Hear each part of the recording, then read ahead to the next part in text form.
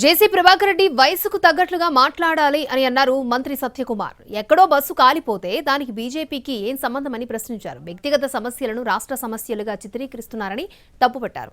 కూటమిలో భాగస్వామిగా ఉంటూ అలా మాట్లాడడం జేసీకి తగదన్నారు మంత్రి సత్యకుమార్.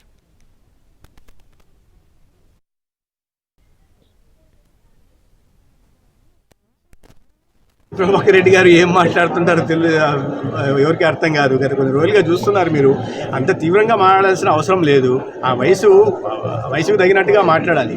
ఎందుకంటే ఎక్కడో ఏదో బస్సు కాలుస్తే దానికి బీజేపీ వాళ్ళకి ఏ రకమైన సంబంధమో నాకు అర్థం కాదు.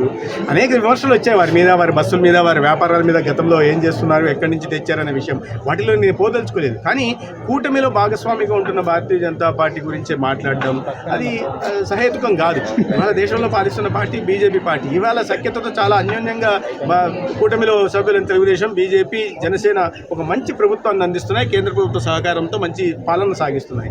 ఈ నేపథ్యంలో ఏదో తన వ్యక్తిగత విషయాలను తీసుకొచ్చి అదేదో రాష్ట్రానికి సంబంధించిన విషయంలాగా మాట్లాడడం, ఒక అర్థం లేని విమర్శలు బీజేపీ మీద చేయడం అనేది మంచిది కాదు. వారి గౌరవం, వారి వయసుకు తగిన విధంగా మాట్లాడాలి.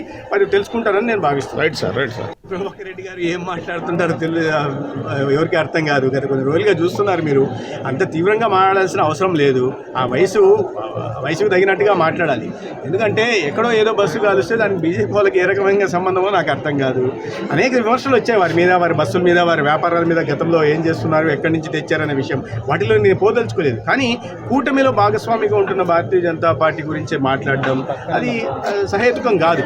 మన దేశంలో పాలిస్తున్న పార్టీ బీజేపీ పార్టీ. ఇవాళ సఖ్యతతో చాలా అన్యోన్యంగా కూటమిలో సభ్యులైన తెలుగుదేశం, బీజేపీ, జనసేన ఒక మంచి ప్రభుత్వాన్ని అందిస్తున్నాయి. కేంద్ర ప్రభుత్వ సహకారంతో మంచి పాలన సాగిస్తున్నాయి.